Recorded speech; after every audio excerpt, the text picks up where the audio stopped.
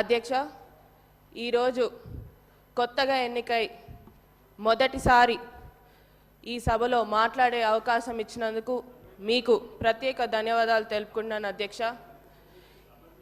మెయిన్గా ముందుగా మా నారాయణపేట నియోజకవర్గం అంటే ఎప్పుడైనా గుర్తొచ్చేది వెనుకబడ్డ ప్రాంతం, ఎప్పుడు కూడా పట్టించుకోలేదు, నీళ్ళ సమస్య చాలా ఎక్కువగా ఉంటుంది. ఈరోజు మా నారాయణపేట నియోజకవర్గ ప్రజలందరి తరపున, రైతు మిత్రుల తరపున ఈరోజు మాకు పండగ లాగా ఏదైతే ముఖ్యమంత్రి గారు మాకు జియో 69 ద్వారా Narayanpet Kodangal lift irrigation administrative sanction అనేది ఇవ్వడం జరిగింది. 2,945 కోట్లు ఇవ్వడం జరిగింది. దానికోసమని ప్రత్యేకంగా ముఖ్యమంత్రి గారికి మరియు ఇరిగేషన్ మంత్రివర్యులు ఉత్తమ్ కుమార్ రెడ్డి గారికి ప్రత్యేక ధన్యవాదాలు తెలుపుకుంటున్నాం అధ్యక్ష. దీనికోసం ఇప్పుడు దాకా మా రైతులు చాలా కష్టపడ్డారు.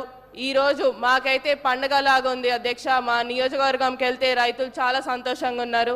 ఈ ప్రాజెక్ట్ వల్ల ఏదైతే 1,00,000 ఎకరాలకి నీళ్ళు అనేది, మాకు సాగునీరు అనేది రాబోతుంది. ఎందుకంటే వలసలు జిల్లాగా మారిందని చెప్పి ఇంతకుముందు కూడా అన్నారు.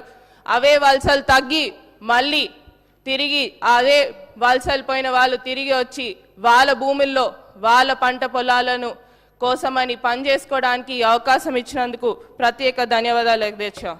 దీంతో పాటు రెండే సమస్యలు అధ్యక్ష. మా దాంట్లో ఉన్నది ఏంటంటే మెయిన్గా నారాయణపేట్ అంటే గుర్తొచ్చేది చేనేత రంగం అధ్యక్ష. చేనేత రంగంని కూడా నారాయణపేట్గా మీ ద్వారా ముఖ్యమంత్రి గారిని మరియు టెక్స్టైల్ ఇండస్ట్రీ మంత్రివర్యులు తుమ్మల నాగేశ్వరరావు గారిని నారాయణపేట నియోజకవర్గంలో చేనేత కార్మికుల ఉపాధి కోసమని ఒక టెక్స్టైల్ పార్క్ని మంజూరు చేయాలని మా మనవి అధ్యక్ష. దీంతో పాటు చాలా ఉన్నాయి అధ్యక్ష సమస్యలు.